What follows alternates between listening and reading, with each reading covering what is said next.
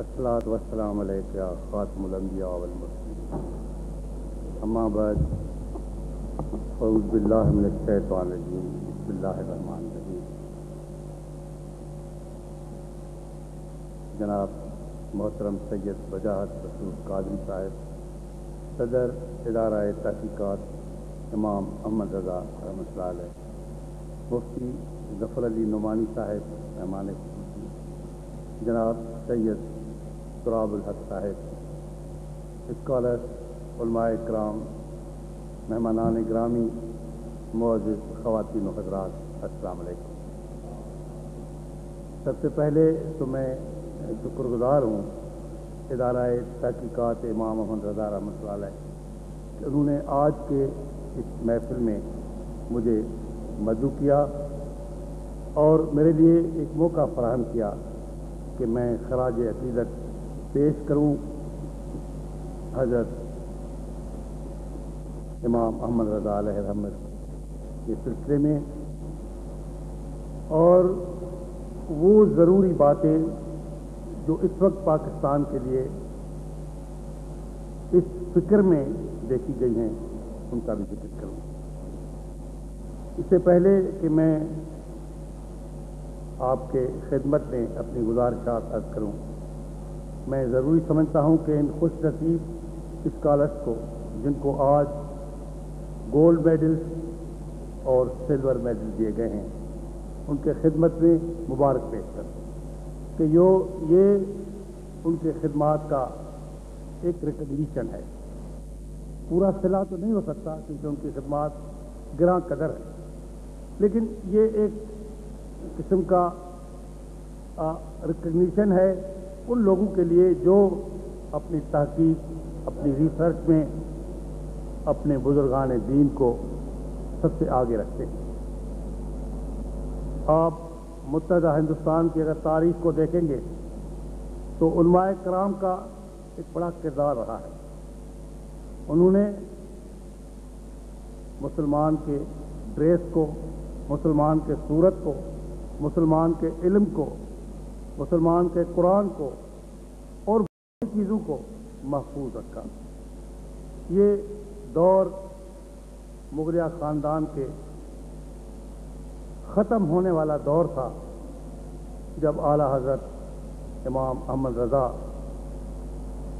اس وقت یہ محسوس کرنے لگے کہ حکومتیں تو آتی جاتی ہیں لیکن مسلمان کا ایک تشخص ہے، ایک سیاسی اور سماجی زندگی ہے۔ اگر اس کو اس وقت نہ سنبھالا گیا تو ہندو اور انگریز جو آپس میں سازش کر کے اسلامی اقدار کو ختم کرنے کے لیے آگے آ رہے تھے، ان کے سلسلے میں انہوں نے اس چیلنج کو قبول کیا اور اکیلے سر قبول کیا۔ پوائنٹ جو جس کے طرف میں آ رہا ہوں کہ اس وقت بہت سے علماء کرام اس انگریز کی طاقت اور ہندو کی طاقت کے سامنے اس طرح نہ اٹھ کھڑے ہوئے جس طرح امام احمد رضا علیہ رحمت اس وقت کھڑے ہوئے۔ انہوں نے محسوس کرایا کہ مسلمان ایک الگ ہی قوم ہے، ان کا فکر، ان کی نشاندہی اس طرف ہمارا ایمان کو لے چلتی ہے کہ اگر ہم اپنے کو سنبھال پائے، اپنے کی شناخت کر لی کہ ہم کون ہیں، تو یہ ہندو اور انگریز ہمارا کچھ نہیں بگاڑے گا۔ انہوں نے اس چیز کی نشاندہی کی کہ اس کا جو مرکز ہے وہ حب رسول ہے، اس کے رسول صلی اللہ علیہ وسلم ہے کہ حضور کے ساتھ جو وابستگی ہے اس کو مضبوط کرو، ان کی سیرت اور ان کے صورت کی طرف آپ اس طرح چلیں کہ ان کے جو بتائی ہوئی باتیں ہیں ان کے ساتھ آپ اپنی واسطہ داری رکھیں، اور اگر آپ نے حضور کے ساتھ اپنی واسطہ داری قائم کر لی تو پھر کسی اور کی پرواہ نہیں ہے، نہ کسی کا ڈر ہے، نہ کسی سے ڈرنے کی ضرورت ہے۔ جیسے خوب کسی نے کہا ہے کہ کی محمد سے وفا تو نے تو ہم تیرے ہیں، یہ جہاں چیز ہے کیا لوح قلم تیرے۔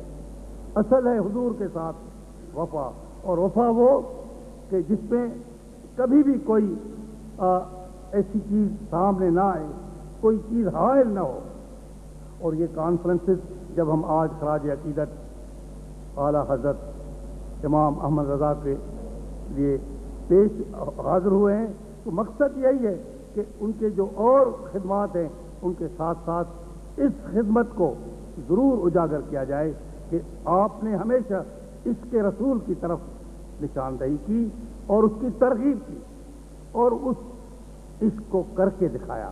اور آپ دیکھیں کہ جو لوگ عشق کرتے ہیں وہ دنیا سے چلے جائیں لیکن اس کا نام کبھی نہیں ملتا. اعلیٰ حضرت امام احمد رضا علیہ رحمت ان لوگوں میں سے ہے کہ جہاں بھی محفل میلاد ہو اور ذکر رسول صلی اللہ علیہ وسلم ہو تو وہ ذکر امام احمد رضا کے نام کے بغیر اس کے نعت کے بغیر پورا نہیں ہوتا. یہ ان کی وابستگی ہے حضور صلی اللہ علیہ وسلم سے. اور میں ایک عرض کر دوں کہ آپ کمال دیں ان کو کہ انہیں چند الفاظ میں یہ بات کہہ دی کہ مصطفیٰ جان رحمت پہ لاکھوں سلام. اور یہ آواز ہر مسجد سے ہر مسلمان کے دل سے ہمیشہ آتی ہے اور ان کو ہر جگہ ہر گھڑی میرے خیال میں دن میں یاد کیا جا رہا ہے. یہ ان کی محبت ہے, یہ صلہ ہے عشق رسول کا. اور عشق رسول کا صلہ دنیا سے چلے جانے کے بعد بھی جب تک یہ دنیا قائم اور دائم رہے گی یہ صلہ چلتا رہے گا. تو میں یہ گزارش کر رہا تھا کہ ان کے روح کو بڑی خوشی ہوئی ہوگی کہ انہوں نے جس بات کے لیے کام کیا. پاکستان بھی عالم وجود میں آیا لیکن اس ہندو نے اس پاکستان کے وجود کو قبول نہیں کیا. نہ اس وقت کیا تھا جب پاکستان بننے کے لیے متحدہ ہندوستان کے مسلمان کلکتے سے لے کے کراچی تک کاوشیں کر رہے تھے, نہ اس کے بننے کے بعد انہوں نے قبول کیا. اور اب بھی جب ہندو حکومت بنی, ہندو ذہن کی پارٹی پاور میں آئی جن کے ذہن میں بالکل ہندوازم ہے, تو انہوں نے پاکستان کو ڈرانے کے لیے, پاکستان کو زیر رکھنے کے لیے یہ دھماکے کیے. دنیا کی پرواہ نہیں کی, یہ نہیں خیال کیا کہ دنیا اس کے خلاف ہے. دنیا امن چاہتی ہے, اسلام امن چاہتا ہے, مسلمان امن چاہتا ہے, لیکن اس نے اس کی پرواہ نہیں کی اور یہ دھماکے کر کے پاکستان پہ رعب ڈالنے کی کوشش کی. لیکن اللہ کے فضل سے, اللہ کے کرم سے آپ کی چنی ہوئی حکومت نے ان کو وہی جواب دیا جس کے وہ لائق تھے. ان کو محسوس کرایا گیا کہ تم کیا سمجھتے ہو کہ طاقت کے بل بوتے پہ تم ہمیں زیر کر سکتے ہو. ہم تو اس رسول صلی اللہ علیہ وسلم پہ ایمان رکھتے ہیں جنہوں نے احد میں اس طرف ترغیب دی, اس طرف بدر میں اس طرف ترغیب دی کہ کوانٹٹی سے اور اس سے کبھی جنگیں نہیں جیتے جاتی ہیں. جنگیں جیتنے کے لیے ایمان کی ضرورت ہے. اور ہم نے تمہارے طاقتور ہونے کی, بڑے ملک ہونے کی, بڑے تعلقات ہونے کی, بڑے کافروں کے ساتھ واسطے داری کی کوئی پرواہ نہیں کی. تم نے اگر 5 دھماکے کیے تو ہم نے 6 کر کے دکھائے تجھے کہ تم کیا سمجھتے ہو. تو ہمیں اس وقت جو ضرورت ہے, کیونکہ ہمیں بیرون ملک بھی دشمن ہے اور اندرون ملک بھی دشمن ہے. اندرون ملک جو منافق ہماری صفوں میں گھس آئے ہیں, جن کی یہی کوشش ہے کہ کسی طریقے سے ہمیں چھوٹے چھوٹے طبقاتی جنگ میں, وہ مسلک کی جنگ ہو, وہ نسل کی جنگ ہو, وہ زبان کی جنگ ہو, وہ رنگ کی جنگ ہو, وہ صوبے کی جنگ ہو, اس میں پھنسا دے. لیکن ہمیں اس یکجہتی کی طرف چلنا ہے جس کی نشاندہی اعلیٰ حضرت امام احمد رضا علیہ رحمت نے کی ہے کہ یکجہتی سے ہی قومیں اپنے نصب العین پہ پہنچے. یہی یکجہتی تھی جس کے عوض آپ کو پاکستان ملا. اگر پاکستان کو سنبھالنا ہے, اگر پاکستان کو مضبوط بنانا ہے, تو پھر ان ساری جو لوگ یہ فتنہ کھڑا کر رہے ہیں ان کے ساتھ جنگ کرنی ہے. اور اس جنگ کا سب سے طاقتور ہتھیار آپ کے پاس ایمان اور اس کے رسول صلی اللہ علیہ وسلم ہے. تو میرے بھائیوں, میرے بزرگان دین, آپ پہ بڑی ذمہ داری ہے. آپ کو 5 وقت مسلمانوں کے ساتھ ملنے کا موقع ملتا ہے.